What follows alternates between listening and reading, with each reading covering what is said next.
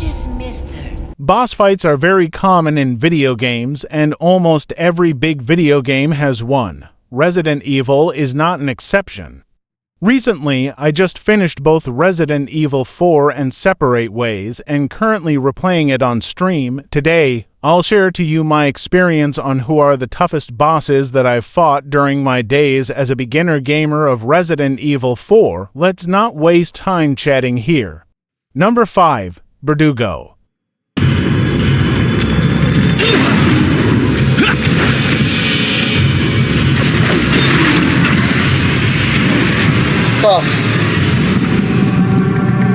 Salazar's right-hand man, and when I first encountered this MF, I failed a lot of times in the QTEs. When it's not frozen by the nitrogen, this MF is unstoppable and will instantly attack you if you have very slow QTE reflexes. A tip for beginners, don't forget your rocket launchers, cause if you freeze the Verdugo, aim carefully. And don't be an idiot like me during this clip.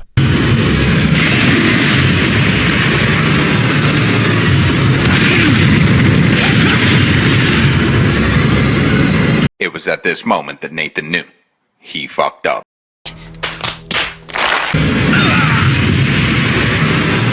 I can't do it, man. Once you destroy the Verdugo with the rocket launcher, your experience will be way easier. Only pro players can beat the Verdugo without the rocket launcher.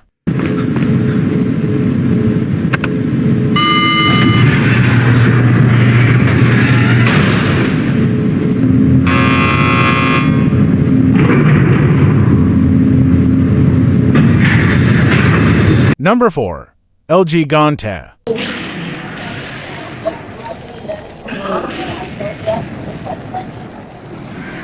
Oh shit, guys.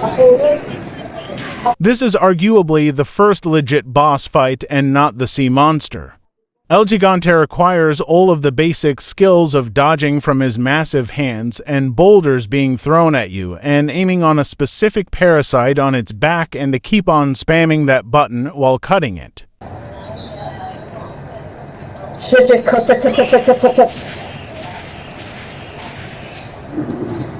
Leon got killed twice before I beat this MF, and this time without the rocket launcher. Cutes are still present here, but as a former beginner, you don't really need the rocket launcher on this one. It's still not dead.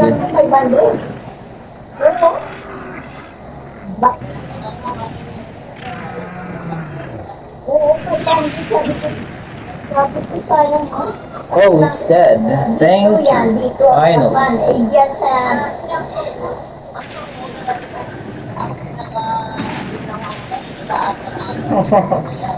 Does it have a signal that will just...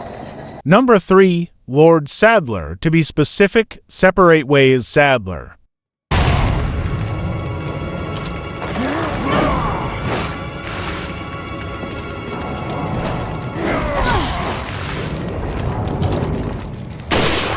He's the only challenging boss in Separate Ways, and here's why. Comparing it to his final boss status in the main story, in the Separate Ways, however, he's more agile, more quicker, and can deflect and repel attacks from you. Rocket launcher won't be an option to him either. The crossbow is your best chance at weakening him, and don't even bother using flash grenades cause I tried it and has no effect.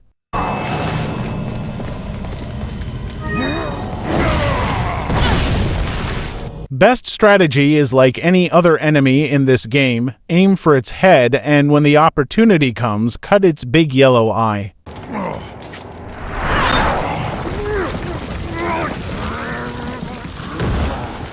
Number 2. Double Garrador. So it says here, so you shot it right here. And then just use this bomb. And we gotta do it quick. Technically, it's not a boss fight, but I consider it a tough obstacle to overcome, and especially you don't know the capabilities of both Garradors.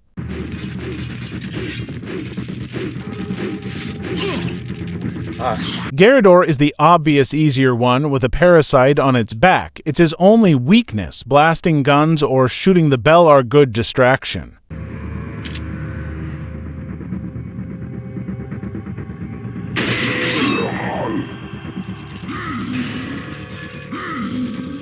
The armored Gyarados was the biggest challenge for me as its whole body is armored and the parasite at its back regenerates. You need to immediately attack the parasite before it regenerates. It took me at least 7 attempts to beat the Gyarados, so hoping you can beat it faster than I did.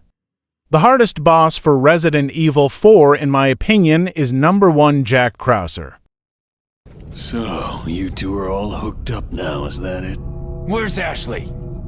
Do you really want to know? Separate ways, Jack Krauser was easy to beat considering Leon already defeated him, but with his unfinished business with Ada, Jack Krauser tries to destroy her but failed. I used only the crossbows on Jack, by the way. With Leon, however, Jack will be your stalker while taking the insignias. To make him go away, you need to destroy him first, but that's a big challenge itself. Not only is he faster and stronger than Leon, but he also has a freaking shield which you can use a grenade to weaken him during the actual fight. You can keep on shooting him and take a lot more time, or you can just use a rocket launcher on him. Using the rocket launcher on him is the most difficult thing to do, so neutralize him first, then use the rocket launcher.